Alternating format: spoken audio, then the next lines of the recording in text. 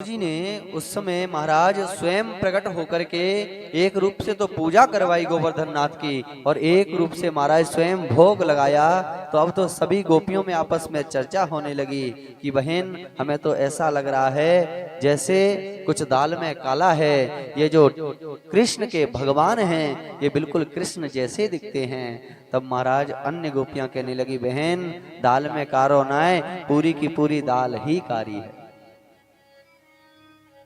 महाराज कन्हैया से पूछा के लाला तेरो भगवान कछु तेरे जैसो दिखाई दे रहे हो है। कन्हैया ने कहा बोले ये मेरो भगवान है, मैं जाके निरंतर पूजा किया करूं, या की छवि मेरे हृदय में उतर के आ गई है। ये मेरे जैसो ना दिखाई दे रहे हो, मैं या के जैसो दिखाई दे रहे हो। महाराज जब इंद्र को पता चला कि पूरे ब्रजमंडल में मेरी पूजा को छोड़ करके और महाराज एक पहाड़ की पर्वत की पूजा प्रारंभ हो गई है, तो इंद्र ने महाराज क्रुद्ध होकर के ब्रजवासियों के ऊपर क्रोध करके और उसी समय जो प्रलय के समय पर शांबरतक नाम के मेघ बरसते हैं उनको आदेश कर दिया, कहा जाओ और जाकर के पूरे ब्रजमंडल में इतनी भयंकर वर्षा कर दो जो वर्षा महाराज प्रलय के समय पर की जाती है। गणम सांबरतकम नाम मेघा नाम चांतकारिणाम इंद्र प्राचोदयत क्रुद्धो वाक्यम चाहे समान्य। महाराज इंद्र के द्वारा कहे जाने पर वह सांबरतक नाम के मेघ चल करके आ गए और महाराज बड़ी ही भयंकर वर्षा करने लगे। महाराज इतनी मोटी मोटी बूंदें इस ब्रजमंडल में गिरने लगी। स्तूड़ा स्तूला वर्ष धारा मुंचत्व सभ्येश भीक्ष्णस। महाराज इतनी बड़ी बड़ी बूंदें स्तूला स्तूणा वर्ष धारा महाराज जैसे एक खम्भ के मोटाई होती है, इतनी मोटी मोटी महाराज वर्षा की बूंदें आसमान से यह सांबरतक नाम के मेघ गिराने लग गए।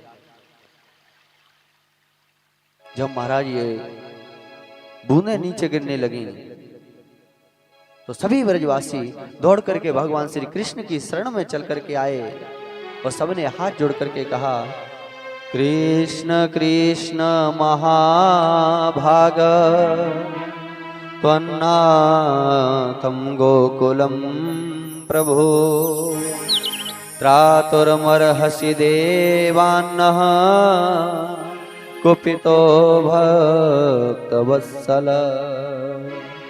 हे प्रभु हे गोकुल के नाथ आज हमारी रक्षा करो। तुम्हारे कहने पर हमने गोवर्धन नाथ की पूजा की और आज वह इंद्र हमसे कुपित हो गया और देखो कितनी इस ब्रजमंडल में मूसलाधार वर्षा हो रही है। हे कृष्ण हे गोविंद हे भक्तवत्सल हमारी रक्षा करो।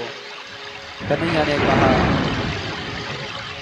ब्रजवासियों जिस भगवान की हमने पूजा की है वही हमारी रक्षा करेगा। सबको लेकर के गोवर्धन नाथ की पुनः तलेटी में पहुंचे और महाराज वहां जाकर के सभी ब्रजवासियों से ठाकुर जी थोड़े अलग होकर के खड़े हुए और फिर सबके पास आकर के बोले ब्रजवासियों मेरे देवता ने मेरे कान में अब ही एक बात कही है कि ऊपर से इतना जल बरस रहा है तो लाला तू मोको अपने उंगली के ऊपर धारण कर ले, मैं तेरे लिए इतना हल्को है जाऊंगो जैसे महाराज बरसात के समय पर छोटे से बच्चे खेलते हुए एक छाते जैसा महाराज एक वृक्ष एक पौधा उग करके आ जाता है, उसको महाराज अपने खेल खेल में उखाड़ लेते हैं। ऐसे ही महाराज भगवान के आदेश पर महाराज ब्रजवासियों के देखते ही देखते हमारे कन्हैया ने अपने महाराज उंगली के ऊपर उस गोवर्धन नाथ पर्वत को उठा लिया और जैसे ही महाराज गोवर्धन नाथ को उंगली के ऊपर धारण किया सभी ब्रजवासी अपने अपने गोधन को लेकर के अपने अपने परिवार बच्चों को लेकर के आज महाराज इस गोवर्धन नाथ के गड्ढे में आकर के बैठ गए और जैसे ही गोवर्धन पर्वत महाराज उठाया अपने